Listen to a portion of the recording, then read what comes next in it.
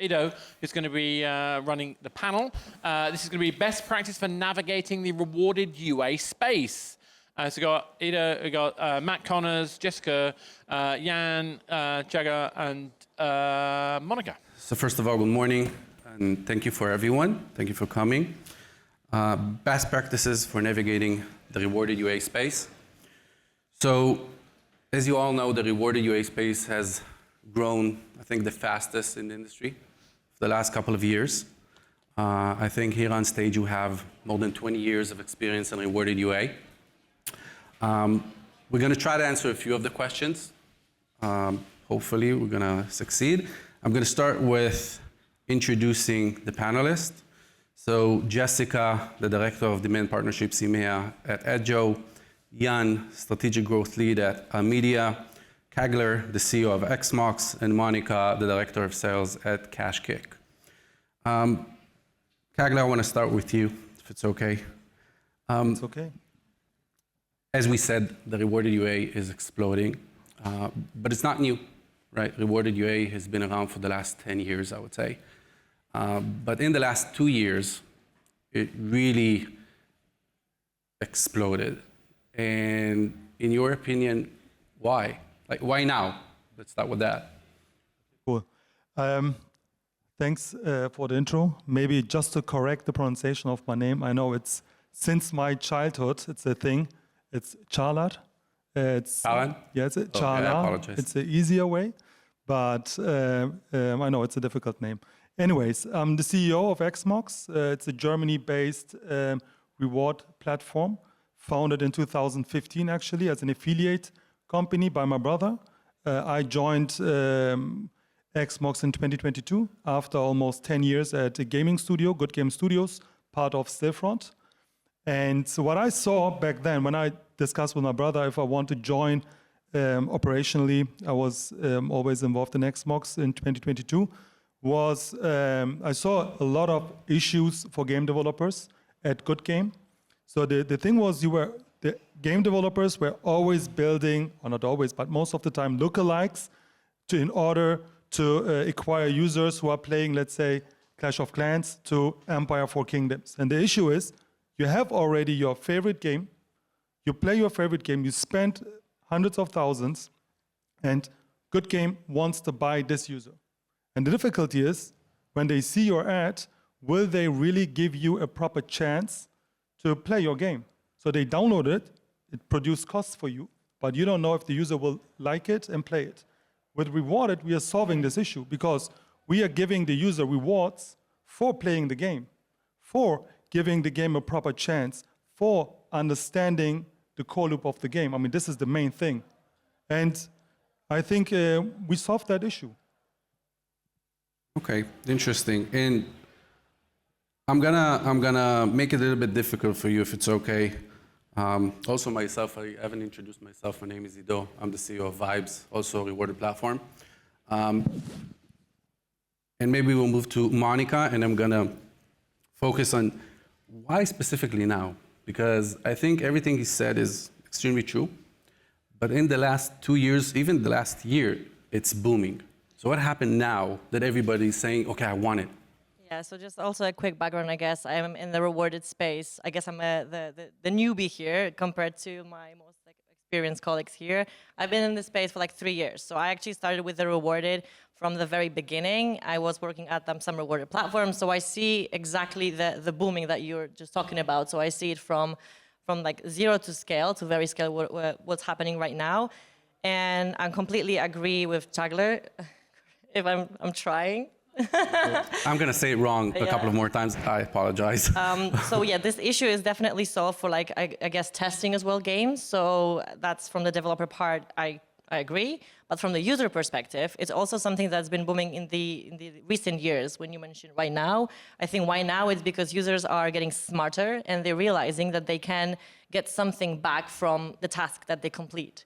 Right? We've seen it like cashback, like it started like with cashback, right? So they're getting smarter and they're looking for opportunities to basically get something from the actions that they're completing, right? The consumer behavior have changed. Exactly, exactly. I think it's changing. I think it's going to be the new normal these days for people to like expect that they get something from the engagement, the data that they're sharing. Like, you know, it's a very important information, right? Data, of course, and the engagement, the attention. This is what we're looking for, right? So if I'm giving you my attention, if I'm giving you my engagement, my time, which is the most important and the most like expensive currency that everybody has, they expect something in return. So I think why now, from the user perspective, I think this is why. And yeah, I will just finish up this. That's fine. Jessica, you want to add, or Jan? I agree. I agree with both of my colleagues here. I think right now, if you look back in the past 5 to 10 years, attention becomes currency, right? And that currency gets more expensive every day. And from the user perspective, as Monika pointed out, users actually start to realize, like, hey, actually my attention is worth more than it was before. So while I'm doing this task that I'm already doing anyway, for example, for Adjoe, we work with fintech app or like shopping apps. I'm scanning the receipts. I do it anyway, and now I'm getting rewarded for it. So why not? It's a win-win situation, right? So I guess in that way, users are getting, like what you said, the behavior is different, and it's like a lot more positive because we're creating a positive value exchange in that matter. I think that's like the biggest shift, because it is a noisy environment and it's getting noisier. Oh, yeah. So in that way, it's getting a lot more positive. And I would say, yes, I just want also to introduce myself. I'm Jan, joined Rewarded Space not a long time ago, but overall in performance marketing field for more than 7 years. And I would say that in terms of the market itself, what has changed, that once incentive was more about maybe motivation to do and download for a user. And today, if we are talking about it, it's more about loyalty. It's not some kind of motivation to make a download. It's kind of loyalty to get something back from purchases, for example, that our users are doing. And what we learned also from our site in Almedia is that, for example, 5-10 years ago, we know that all rewarded space was about low LTV. Yes, because it was more fit for IA games, etc., etc., etc., etc. And today, for example, when we're talking about free cash, so to launch with free cash, it's, you know, the best price is around $10 CPI. And here we're talking about already high LTV users, IP games. And in terms of user perspective, it's already, again, it kind of, if they're generating wealth inside the games, for example, and they're spending thousands, they're getting something back. It's kind of cashback loyalty that they're getting back. They can invest this money after that again into in-app purchases. And it's quite similar to what's going on in offline, because there's also cashback. There's also loyalty programs for different types of purchases that we are doing in offline life. And so I believe that what we see right now in online, it's exactly what's going on in offline. So it's not about to motivate user to do a download. It's just to give them attention, to show them importance. Yeah. So you touched a little bit on what I'm thinking of, and you're going to continue with another question about it. So back in the day, and especially for someone like me and for all of us that has been around for a lot of years, when you hear incentivize, it's like cheap users that download and disappear. That's old myth. What had changed? Like, a lot of people still call it incentivize, but it's not the incentivize that we used to know. It's different now. So what's different? I would say that if we're talking about free cash, for example, so it's kind of, we can say it's almost, yeah, it's not a Play Store, but it's kind of place where users can choose for them what they want to play. And then they will get, again, the loyalty. So I think that this is the main point of the change, that happened on the market.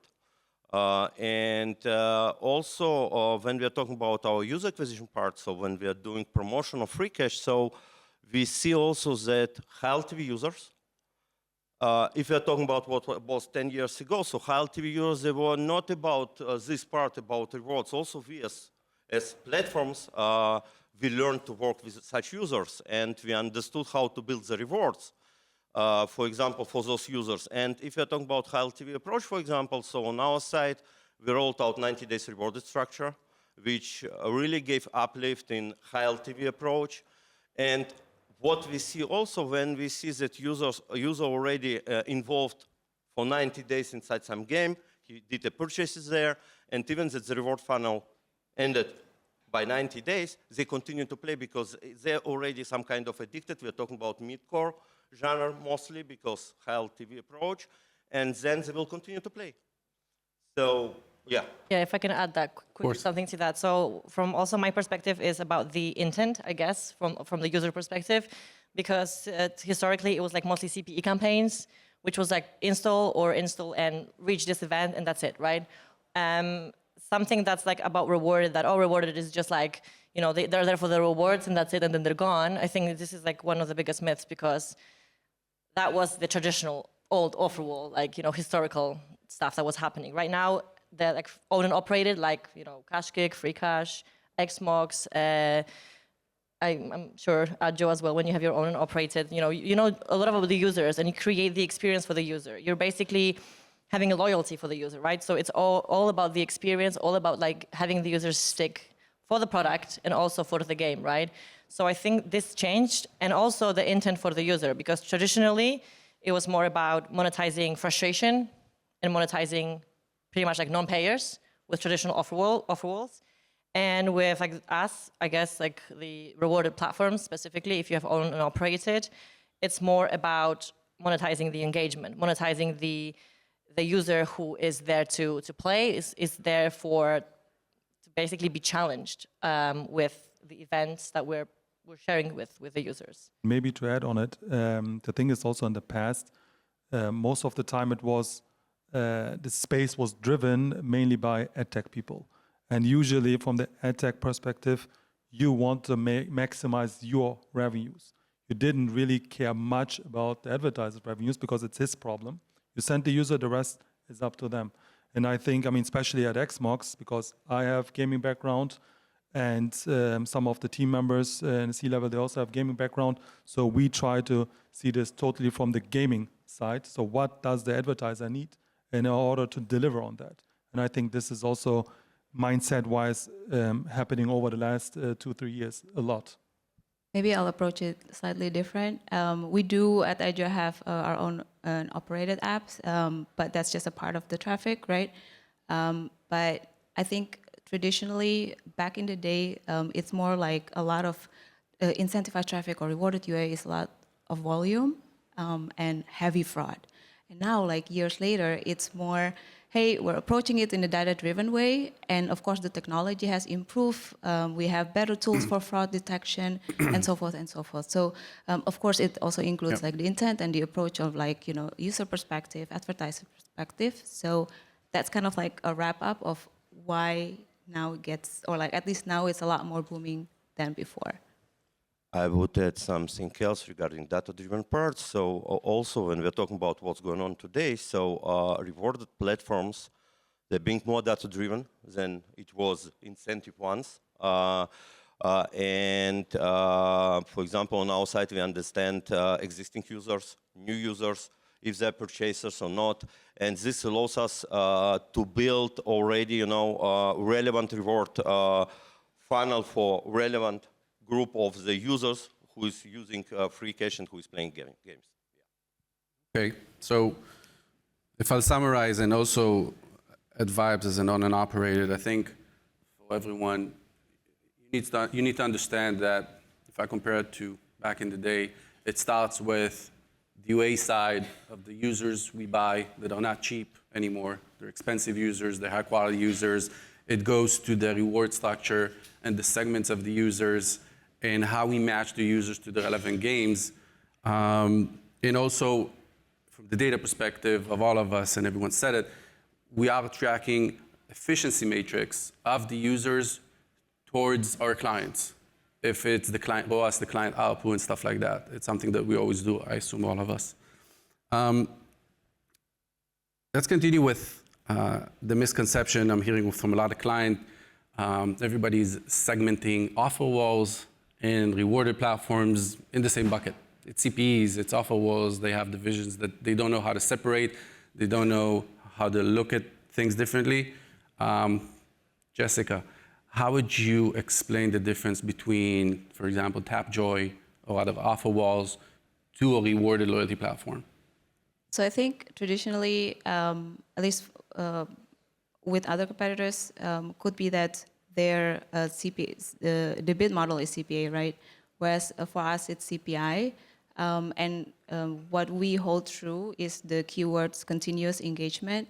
And what we want to do is to continuously engage and reward the users as they play the game and then they go down the funnel further, right? Because this also creates a lot more intent because they do know that they're getting a reward and they're trying to make sure that, you know, they get to the next level, the next milestone in order to get those rewards. So I would say that's the biggest difference. It's not a one-off task and then, okay, bye, I have the reward, that's it, but it's more continuous. Who wants to join? I'll continue. Also, you know what, I'll add to it. I also think the difference is that an offer wall is an ad placement. Doesn't matter how you look at it. It's an ad placement that is, the purpose of it is to monetize. And us as on and operator, we're sitting on the device and we are working with the user in order to make sure he's progressing deep funnel. So also that's like a huge difference in the type of tools that we have in the difference. And also I think it's more personalized, right? Because we do personalize for the user, Yep. so that we ensure that we're getting you the right users for your game. Offer walls traditionally just like, it's not really personalized. The ranking that you see is either random or very not personalized, or basically the highest bidder is on the highest top, like on the top right. So we're caring about the user so that it's good for your game, really, and they stick playing your game. I would add something else if we're talking about free cash, for example. So, and this is also the huge difference between product and maybe offer wall, that on our side, when we're talking about UA and product teams, the goal is to raise our internal core audience. They're working exactly like gaming companies. So because we need to have more our existing users. And this is their main goal. And if you have a lot of existing users, core audience, so the effectiveness and the engagement is much higher than, for example, on offer wall. So that's why I believe this is the main difference between product and offer walls. We're taking care of our product. We try to build more loyal users to ourselves because in that it will affect on the ROAS of our clients. So this is, I believe, one of the main differences. Yeah, 100%. So we're not the same. Don't put us in the same bucket. From a UA manager perspective, how is rewarded UA different from a regular UA channel? And the main thing is, what should a UA manager expect? What is the differences? Definitely, I would say in terms of like the setup, when you start working with a rewarded platform, it's a little bit hefty at the beginning because you have to have a good setup and understanding to succeed with the reward structures, with working with a rewarded platform. So I think this is like a key difference. And also in terms of how it operates, I would say that if you're working with the traditional media sources, pretty much the money that you get back, the ROI, the ROAS, is basically later on. Like sometimes you need to wait 365 days to get your money back, right? Like for example with Google. So with rewarded, actually, it's really good because you get your money early on. It depends, of course, on your KPIs and how much your CPI is and things like that, but you can get your money early on. So that's a good thing if you want to reinvest the money. If you're looking for scale, if you want to scale your game, it's really good because you don't need to wait so much to keep reinvesting, right? And I think in terms of this is some of the key differences. Yeah. I mean, from my point of view, one key difference is also people think, I mean, on AppLovin, for instance, if you want to make it work, you iterate with your creatives. So you need to find the right creative, right? And on Rewarded, they think, here's the goals, here are the rewards, here's the reward structure, go for it. It will not just happen like that. So you also need to iterate. So you don't need thousands of creatives, but at least you need 10, 20 different flows, or maybe even 5 different flows you need to test in order to find the right flow that really works. So, and this is also an ongoing thing, because your game is changing constantly. You're adding new content constantly. And you can't expect the reward structure that worked 10 days ago will work the next 2 years. It's not going to happen because the game is changing. And that's also something UA managers should know and be in touch with their account managers. And I think that's a very important thing on that side as well. And I agree and disagree on the side of you can get within short time or period almost all your money back. And I think this is totally wrong from my point of view, because on AppLovin or other channels, because AppLovin is so big, that's why I'm talking a lot about AppLovin, you're waiting a year in order to make your money back. Why are you expecting to make your money back in 60 days? I don't understand that, to be honest. So it doesn't make sense. If you want the user to have a proper, natural flow and create also a habit around the game, then you shouldn't rush the user to make purchases, and then we'll just make purchases and leave. You should find a way to also focus on the retention of the user. And I think in our industry, and this is where we focus a lot, no one is really focusing on the retention of the user. Most of the time, after 90 days, no one is caring about the user anymore. But this should be really important, because the game is built like this. They want the user to have a long time, they want the user to stay for a long time in a game. And we should support that from my point of view. And that's also something where the advertisers also should rethink their prediction models for rewarded space. Okay, I agree with you somewhat. So I think like one of the key differences, of course, like for us, we have high intent opt-in users, right? So the users know what they're going to do in order to get through the task.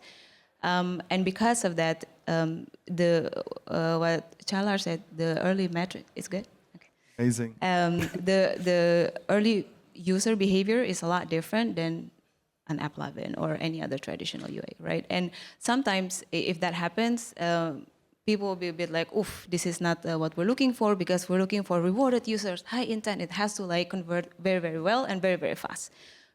What you said, right? Like, why do you expect it different? Because of those reasons. However, we do see that sometimes a lot of users, they would behave differently in the beginning. So the early metrics are softer, but then if you give them enough encouragement, enough rewards, and then like over time, the engagement and the retention is actually a lot better. It's not in all the cases, of course, because it depends on the game, depends on the reward structure, the CPI and everything, but this is something that we've seen over and over again. I would add something else in terms of what is the main difference between. So first of all, I believe that, when we are talking about 90-day reward structure, for example, and if we're talking about mid-core gamer, if he already succeeds to be there, he will continue to play, because it's just like addiction. Yes, so I think is the main point here. Of course, in such cases, I agree with you, but still, if the user already is there and he's mid-core game, he will continue to play. So our goal is to bring the user there and to this long structure. And also what I want to say, especially when you mentioned about AppLovin, so for example, if you're talking about November period, December period, etc., we're outside of auction. For example, what we saw this year, that some of our clients have switched up to 70% of their whole budgets to us, because we just solve the problem, let's say, of high prices in a high season. And based on it, we really scaled up, some campaigns to crazy numbers without losing the performance. This is really important, yes, because it's also, and also when we are talking about this part, about not losing the performance, I believe that we, as a product, we also, exactly what we are doing, for example, on Free Cash, we are rolling out different type of automations, and these automations allows us in real time to rebuild reward structures for different type of audience. And here we're coming back again to, to data-driven part. So I believe if all these things are working properly, so we are able to bring huge value to advertisers. One question to you. What would you do if you're collecting Lufthansa miles? After 90 days, no Lufthansa miles anymore. What would you do? Would you still fly with Lufthansa because you built a habit around it? Or would you think about going to Emirates because they give you a lifetime bonus? I don't know, to be honest. I can't reply to you because when we're talking about Lufthansa, it's really not a good example. But it's about the miles that you're not getting. It's about the miles, but what you are getting, if you're talking about miles, so then you can get for free a ticket, then you can get on a regular basis free luggage with you, etc., and it's nice. I would say that when we're talking about gaming behavior, of course, if you're able to build longer rewarded structure, it's great. And I think this is also when we're talking about future, we will land there, of course, because, but yeah. But also, if I can comment quickly on this, I feel like, rewarded, of course, the intent is the reward. So users come for the reward, sure. And you can argue that they come for the reward. When the reward is gone, the user is gone. However, there's also some responsibility on the game studio part to make the game good enough that the user sticks. Because if we get you super highly engaged user, which rewarded user typically is, and they're progressing and they're engaged and they're completing the actions and they're playing the game, 60, 30, 90 days. It's, I think, enough to get addicted or like the game. And if the rewarded platform is doing a good job, which it should do, which our UA team is there if you want to ask any questions, you should get the right user to the game in the first place. So reward is just incremental. And if you, of course, there will be some examples like this. Not every game is perfect, right? But typically, if we manage to get you that user 30, 60, 90 days, and the user instantly left, and there's no engagement from the user after, we have to also address some of the things that maybe your game is just not good enough. We just have to be, we just have to share the responsibility there. It's really important that the game is also delivering. I think it's extremely important to understand that it's a partnership. It's not magic. I saw, not a lot, but I saw every once in a while a client that doesn't understand why it doesn't work off the bat, and he's not getting 100% recouping within 30 days, and he heard that it's working for someone else, and it's an optimization process. It's a media source, like everyone. You need to make adjustment within the product. You need to change the monetization method for those specific users. There's a lot of work on the game side as well. You want to add? Yeah, just to what you just said, I would say that working with rewarded is also a good way to understand your game mechanics better. Iterate fast. Really fast. That's why when I was coming early, you can get your money early on, is basically because if you're looking to get more insights and more data of your users, you can get that really early on, and you can make adjustments to your game, right? We can, in my opinion, rewarded can really help you understand your users, user behavior, because we're there to get you the right users to your game. And if there's some dropouts, instead of just simply complaining or just saying it's not working for my game, just think, okay, users are dropping here. Maybe that's an opportunity for me to add some monetization opportunity there, or I don't know, an ad, or in a purchase, or maybe add something here so I can get users, maybe a bonus, something, so they can just progress here. Might be something tricky here in my gameplay, right? So it's also a good opportunity for just a learning opportunity for a game studio to be on the rewarded platform. Yeah, I'll even add to that, I would say a tip for the game developers, separate the data when you approach rewarded against not rewarded. It's not the same data, it's not the same user behavior. If you have an economist that is building a feature that looks like it's amazing, it's not 100% amazing. Maybe it's just because it's a user that came from incentivized. And it's supposed to be different user funnels. So that's my tip. Oh, 100%. Everything is supposed to be different. Yeah, if you want to work with reward compared to not reward, I think back in the day, a CMO would split his budget based on, let's say, Google, Facebook, Apple having all of the usual suspects. And today, it starts with, okay, how much of the budget am I taking towards rewarded and how much is not rewarded? And then within rewarded, what do I do? And outside of reward, what do I do? And I think you should approach it, as I said, differently from a data economy and game flow perspective as well. That's my 2 cents. And going back, I had a thesis. I'm going to be a little bit aggressive here. I had a thesis. I came into the industry, I think, a year and a half ago.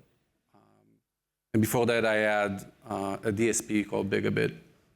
So I've been in the industry for a while.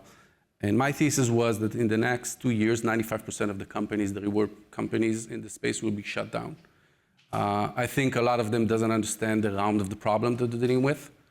I think there's a lot of misconceptions, like throwing more money at users will generate better KPIs. It's not the case. It's just an abuse. And as we try to advise, let's say, a game developer, a UA manager that's just approaching UA, there's so many platforms out there. How can he choose? What should he look for? I mean, one of the most important things is, from my point of view, to just super simple, is working with them, which companies are already on the platform, and for how long. I think for how long is the key metric, I would say, because if they don't manage to have top clients, because the top clients are super sophisticated when it comes to marketing and data, and if this is not given, I think that's already a red flag from my point of view, to not consider working with that platform, I would say. Second thing is, of course, how do they manage fraud? That's also super important. And beside that, how big is the volume that I can get? Then I can also prioritize on that. If there are smaller platforms where I can get on a daily basis maximum spend of 10K, think about it, is it even worth trying it? So I think these are the key metrics from my point of view. If I agree, if I can add to that, I think it's also important to understand how they work with your data, right? How do they help you in terms of like navigating your way into the rewarded space? Thinking about the reward structure and how that works with the game design that you have, thinking about what happens post the installs and so forth. So I think that's also really valuable. I agree. I think you need to double down on the fraud prevention that they have, because having high intent users, the pitfall sometimes can be that they will go through all the events very fast and then they drop out, right? And then we get but they're dropping out. So it's kind of like very important to make sure that you work with a partner that can assist you in each step of the way, and then also keep innovating in terms of like how you level machine learning, how sophisticated is the targeting, and so forth.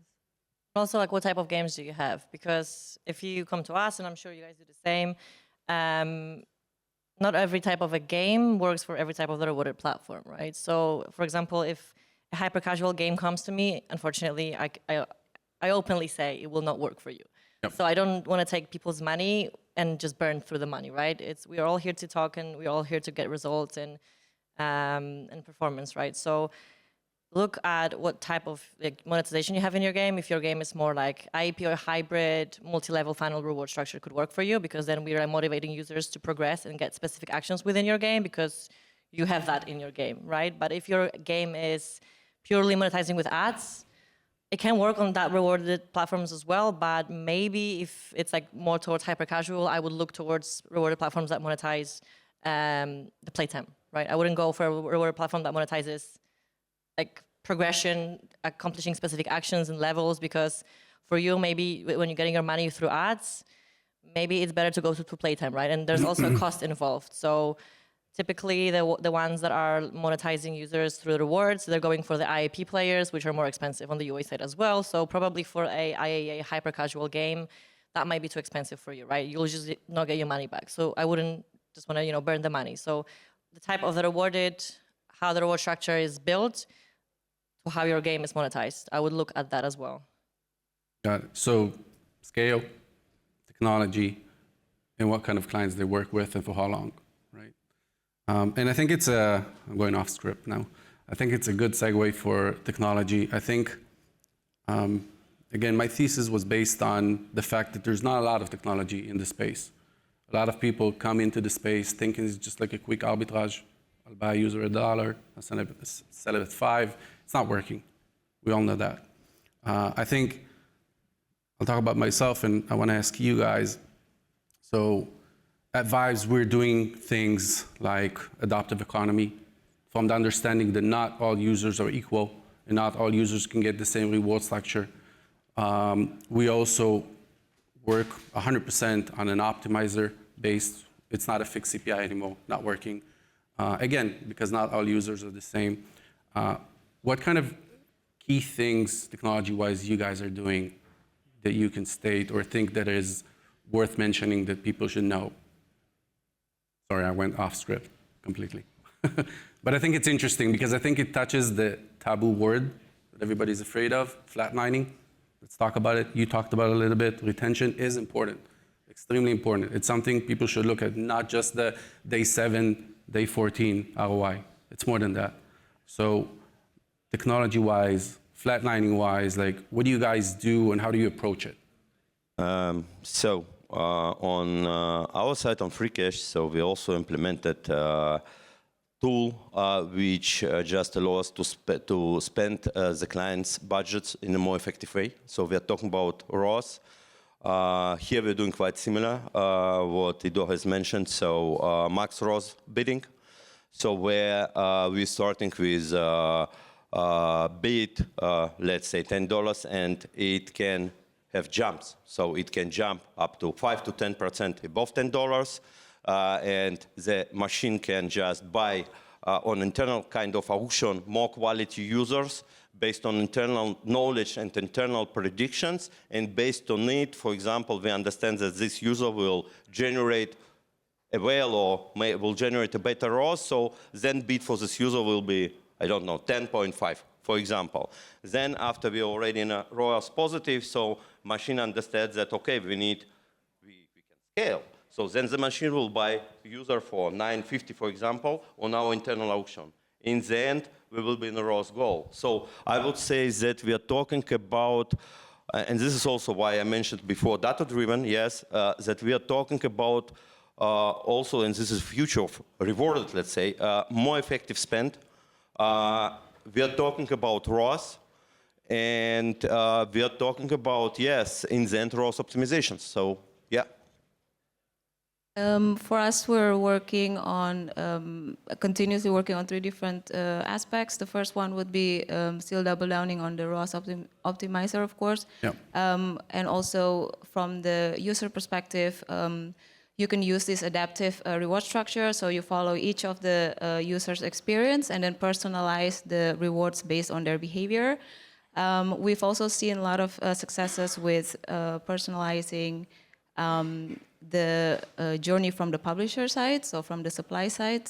So different traffic with different creative that works a lot better, and we've seen that the conversion is higher. So this is something that we're testing. We're also, of course, working with making sure that the customer service is super robust, and also the dashboard that will make sure that a lot of people can access themselves and then do things that they wish. Just because we have a minute, I have so many questions. Let's talk about what to expect from 2026, right? I'm hearing so many good things, I would say, from a monetization product that we have as well, to an SDK for tracking attribution, to a lot of things. So if you can say in a sentence or two to everyone, what should they expect of 2026? Please start. I would just say a lot more scale in this space for the advertisers. We are planning to triple or quadruple our marketing spend. So we are talking about international, maybe focus tier 1. No one wants tier 2, tier 3 in this space. And we are talking about 200-300 million in ad spend, and I think that's going to be massive. And it's not only us. At the same time, a lot of others will do it. And I think then it will even become a more crucial part of your user acquisition for advertisers.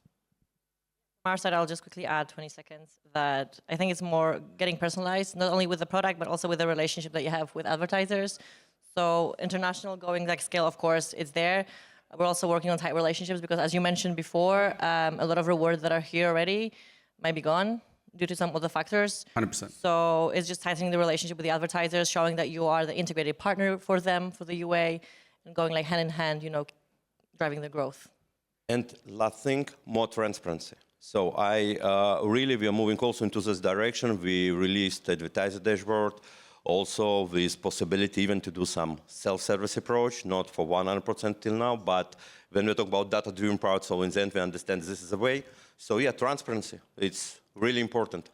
Just to add on it, transparency from both sides, From both right? sides, this is important. Because that was also always an issue that the advertisers never really trusted this space. Are they going to just optimize towards the events, or are they also going to do something else with this?